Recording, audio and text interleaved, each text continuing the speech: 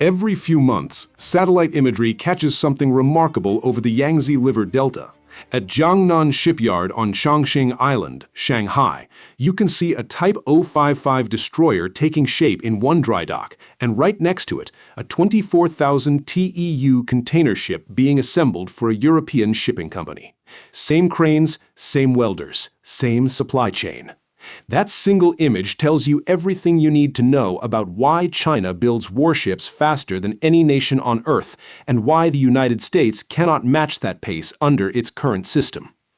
According to an Office of Naval Intelligence briefing confirmed publicly by Navy Secretary Carlos del Toro before Congress in 2023, China's total shipbuilding capacity stands at approximately 23.25 million tons versus less than 100,000 tons in the United States, a gap of roughly 232 times. In practical terms, China's State Shipbuilding Corporation built more commercial vessels by tonnage in 2024 alone than the entire U.S. shipbuilding industry had produced since the end of World War II. China controls approximately 46.59% of the global commercial shipbuilding market, while the United States holds just 0.13%. This is not a gap that can be closed with budget increases alone. It reflects a fundamentally different industrial philosophy that has been decades in the making.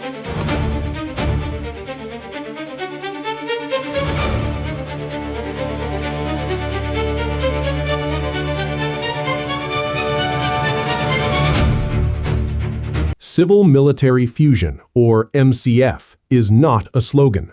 It is a state-led strategy backed by tens of billions in government subsidies, deliberately designed to integrate China's commercial and defense sectors into a single ecosystem.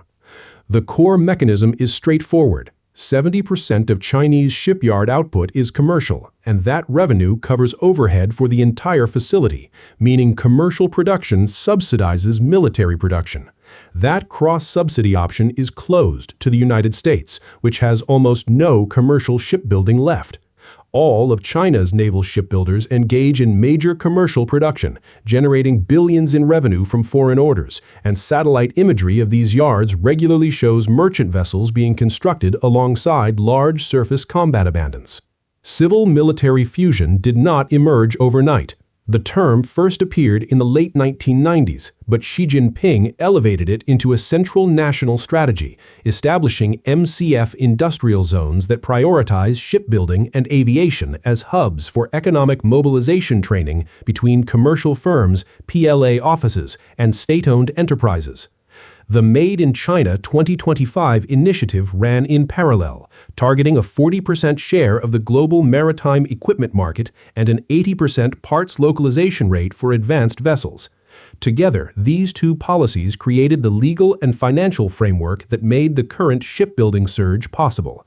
This is deliberate architecture, not industrial accident.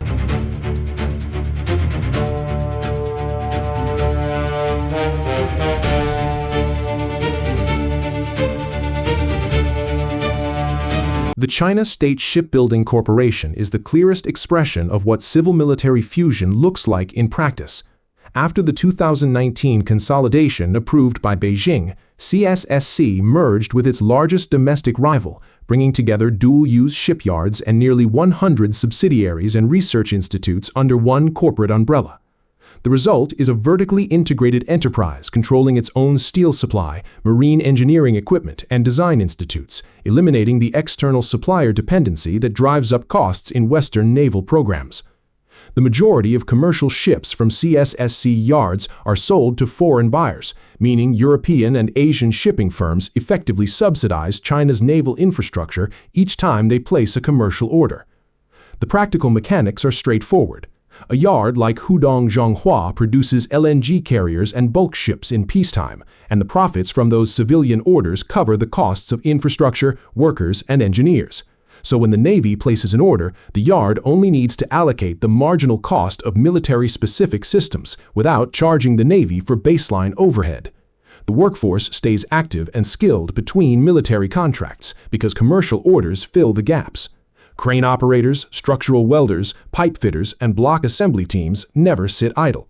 When a military order arrives, the yard can surge capacity immediately because the production culture, the tooling, and the trained labor pool are already in place and generating revenue.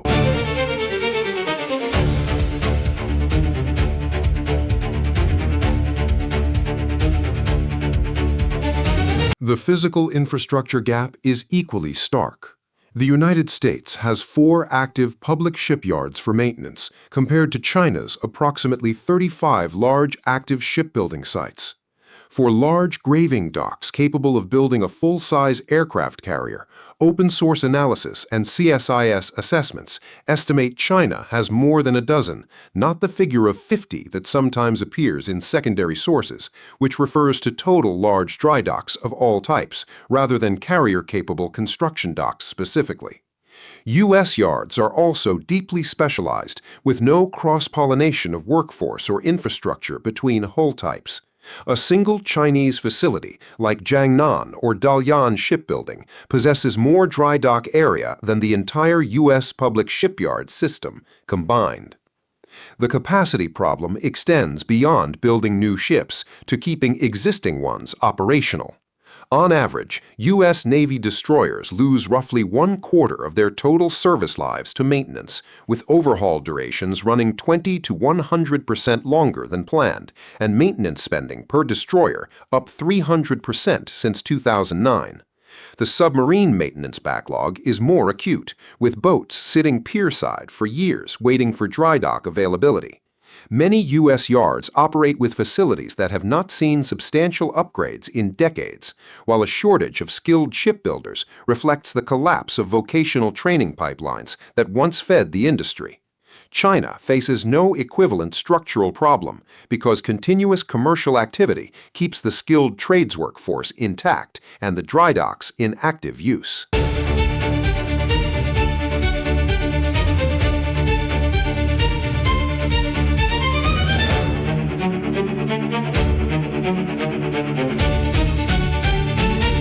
An accurate assessment requires stating China's limitations clearly. The PLN's nuclear propulsion technology lags significantly behind the U.S. Virginia class, and this is not a gap that dual-use commercial shipbuilding can close. It requires specialized nuclear engineering expertise that civilian yards do not develop. Stealth geometry, combat system integration, and advanced sonar remain domains where American MIL-SPEC engineering produces qualitatively superior platforms. There are also structural risks within the fusion model itself. Critics note that quantity-based subsidies can reduce productivity, and overcapacity in Chinese shipbuilding has already triggered damaging price competition in bulk carrier segments, echoing similar dynamics in other heavily subsidized Chinese industries. The U.S. Navy's advantage in capability per hull is real, but it is an advantage that matters most in a short, sharp engagement, not in a sustained war of attrition. This is where the strategic stakes become concrete. A 2023 analysis published in Proceedings reviewed 28 historical naval conflicts and found that in 25 cases the larger fleet emerged victorious, suggesting replacement capacity frequently outweighs initial technological advantage in sustained combat. China's fusion model is explicitly designed for that wartime scenario, the ability to convert commercial production capacity into naval output at a scale the United States cannot match. The key figure here is often misread. More than 70% of Chinese shipyard output is commercial, which is precisely what generates the revenue to subsidize naval construction. In the United States, the Navy accounts for nearly all shipyard revenue, leaving almost no commercial base to surge from in a prolonged conflict.